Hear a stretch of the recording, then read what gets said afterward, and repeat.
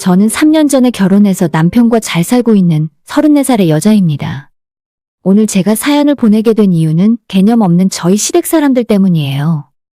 결혼하고 지금까지 남편이랑은 크게 싸운 적도 없고 의견이 갈린 적도 없어요. 항상 시댁이랑 갈등이 생기고 의견이 갈릴 때마다 남편은 전적으로 제 편을 들어줍니다. 하지만 시댁 사람들, 그중에서도 시아버지가 정말 문제더라고요. 저희는 수도권에 살고 시댁은 차로 2시간 반 정도 떨어진 지방에 살고 있기 때문에 시집살이 당할 걱정은 없겠다 싶었습니다. 하지만 남편에게는 서울에서 직장 다니는 시누와 시동생도 있었고 아버님이 여간 부지런하신 게 아니라 그 멀리서 저희 집까지 쫓아와서 시집살이를 시키네요. 시누와 시동생도 말하는 것마다 어쩜 그리 얄밉고 염치 없는 소리만 하는지 모르겠고 원래 시댁이란 존재는 절대 예쁘게 보일 수 없는가 보다 싶을 정도입니다. 적당한 거리 유지하면서 좋게 잘 지내고 싶은데 한 번씩 찾아와서 제 속을 긁을 때마다 그런 생각이 싹 달아나 버려요. 일단 저희 집안 상황에 대해서 자세히 설명을 해보자면 저희 친정아빠는 사업을 하고 계십니다. 저희 할아버지 때부터 식당을 하셨는데 나름 유명하고 전국 곳곳에서 찾아와서 줄을 서는 큰 식당이었습니다. 그 식당은 지금은 저희 엄마가 대신 맡아서 운영하고 아빠는 식품 공장을 운영하고 계세요. 사업이 잘 될 때도 있고 어려울 때도 있지만 저희 부모님은 나름 알부자 소리를 듣고 사십니다. 물론 제가 이룬 것도 아니고 부모님 돈이긴 하지만 어려서부터 하고 싶다는 거 다 하고 살았고 남동생은 부모님 돈으로 편하게 유학까지 갔다 올 수 있었어요. 저도 20대 초반 중반까지는 대학 나와서 회사 다니다가 집안이 장사하고 식당하는 집이라서 그런지 회사 다니면서 월급 받는 것이 재미없더라고요. 회사 3년 다니면서 모은 돈과 퇴직금까지 다 합치니 5천만 원 정도 목돈이 있었는데 그 돈을 전부 부모님에게 드리고 식당 차리고 싶다 말씀드렸어요. 그래서 반년 동안 엄마 가게에서 주방 일 좀 배우고 그 뒤로 부모님 도움 엄청 많이 받아서 제가 하고 싶은 가게 차렸습니다.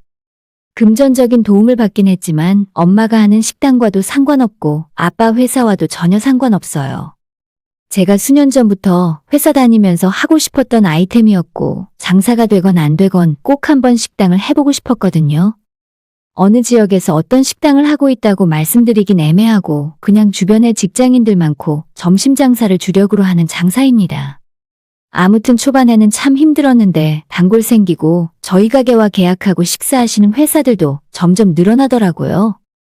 제 남편은 회사 다니던 시절 만난 사람이고 그때부터 연애 시작해서 제가 장사 시작하는 과정에서도 옆에서 많은 도움을 주고 의지가 되어준 사람입니다. 장사 초반에는 제가 너무 힘들었고 어느 정도 자리를 잡은 뒤에 제가 먼저 남자친구에게 결혼하자고 이야기했어요. 남편은 모아둔 돈도 별로 없고 자기 집안은 우리 집처럼 경제적으로 도와줄 수 없어서 걱정이라 했지만 저는 솔직히 그런 건 별로 상관하지 않았습니다.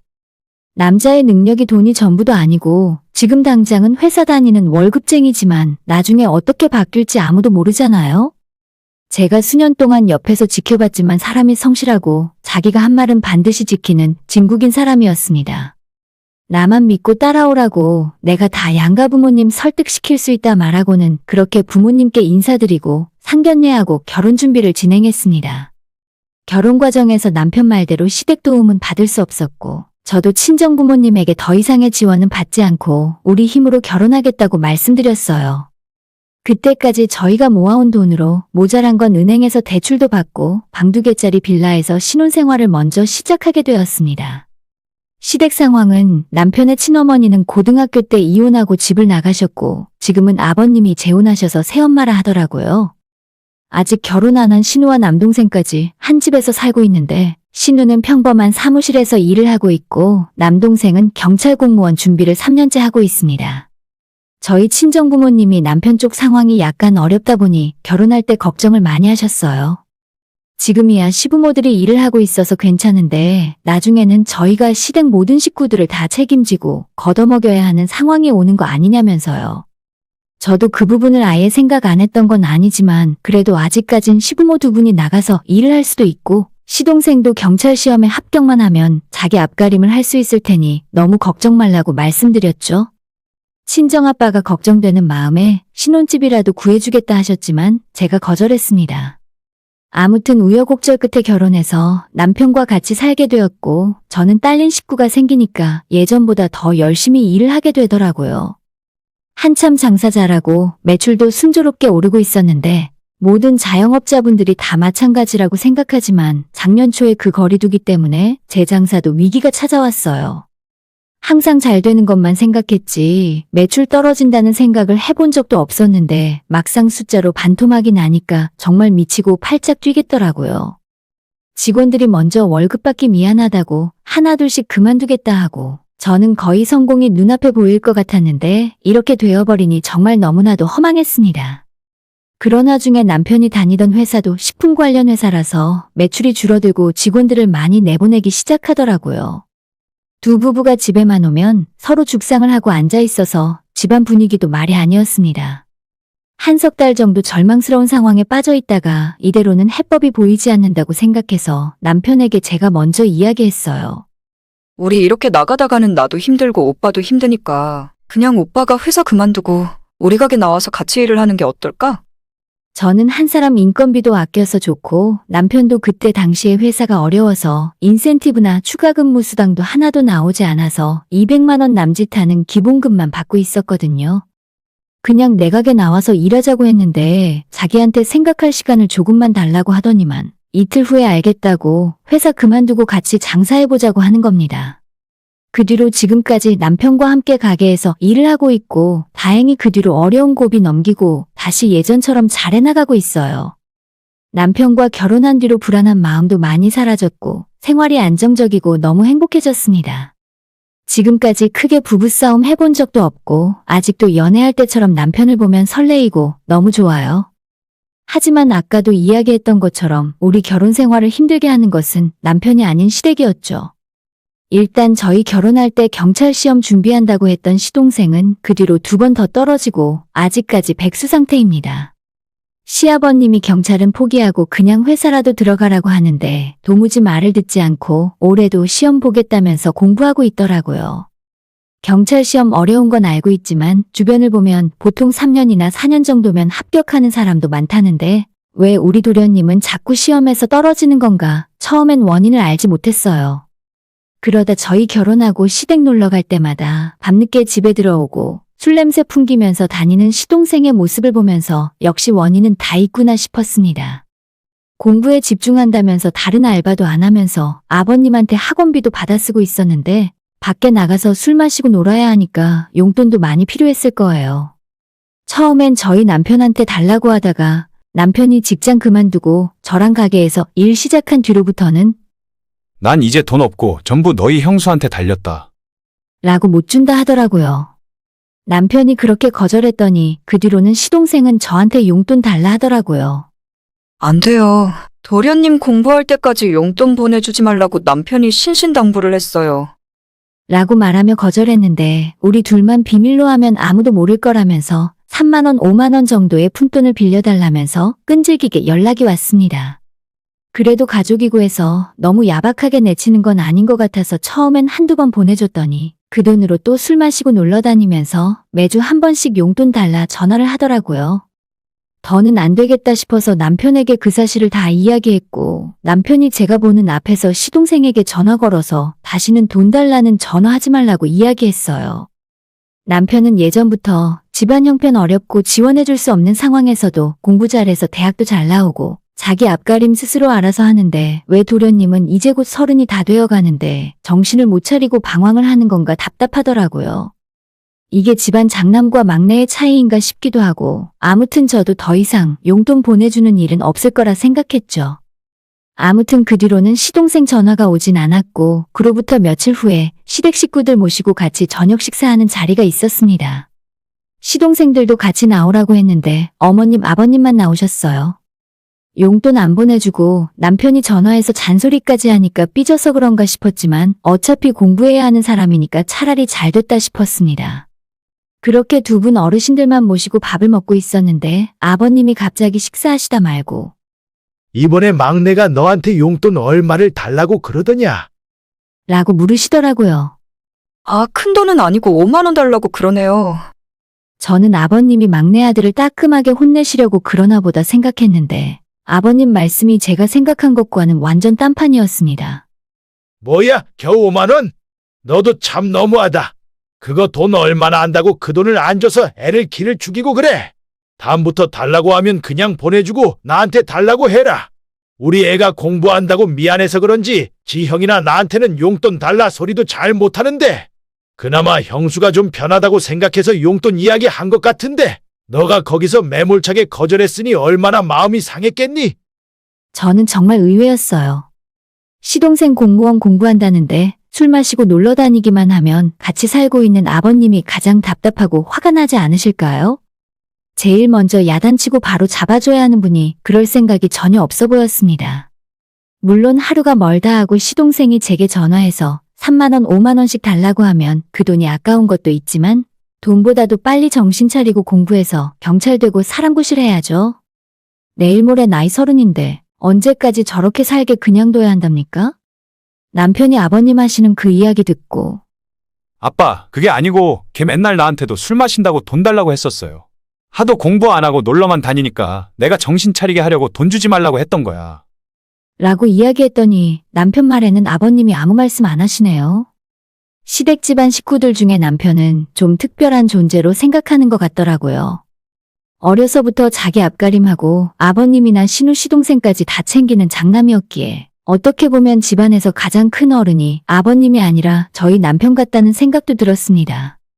제가 이야기할 땐 들을 생각 없다가 남편이 뭐라고 하니까 아무 말 안 하시는 아버님을 보면서 조금 억울하다는 생각이 들긴 했어요. 아무튼 아버님이나 시동생을 제가 자주 만나는 것도 아니고 그냥 제가 한번 참고 넘어가기로 했죠.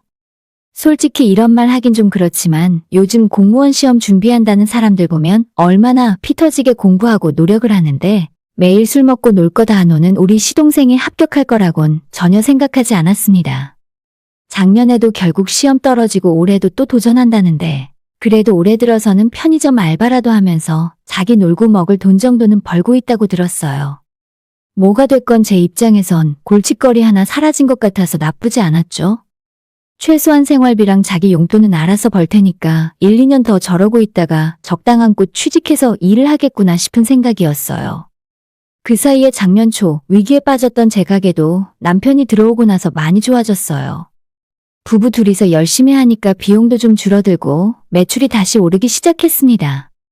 그만뒀던 직원도 하나씩 돌아오고 올해 들어서는 예전 잘 나갈 때 매출을 거의 따라잡았어요. 남편이 직장 그만두고 저희 식당도 한참 힘들었을 때까지만 해도 아버님이 걱정이 많았는지 요즘은 좀 어떠냐? 다들 폐업한다고 난리더라. 그냥 우리 아들은 회사 다니게 놔두지 왜 둘이 같이 들어앉아서 그러고 있어? 라고 하시면서 걱정 아닌 걱정을 자주 해주셨어요.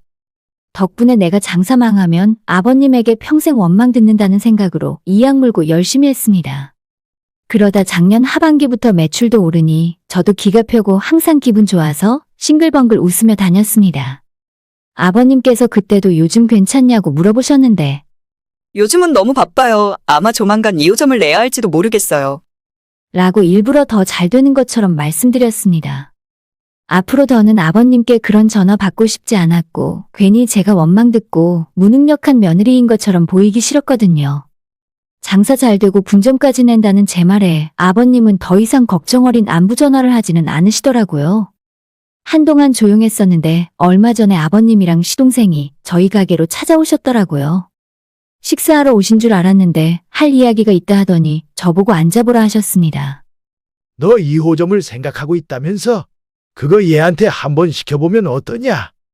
하며 시동생을 가리키더라고요. 정말 어처구니가 없어서 말이 다 안 나왔습니다. 어차피 당장 2호점을 차릴 생각도 없고 그만한 돈도 없는데 거짓말한 건 맞아요. 하지만 공무원 시험 몇 년째 떨어지고 맨날 술만 먹고 놀러 다니기 바쁜 시동생을 제 가게에 점장으로 앉히라고요? 어차피 하지도 않을 2호점이지만 어디서 이런 생각을 하셨나 싶어서 기가 막혔습니다.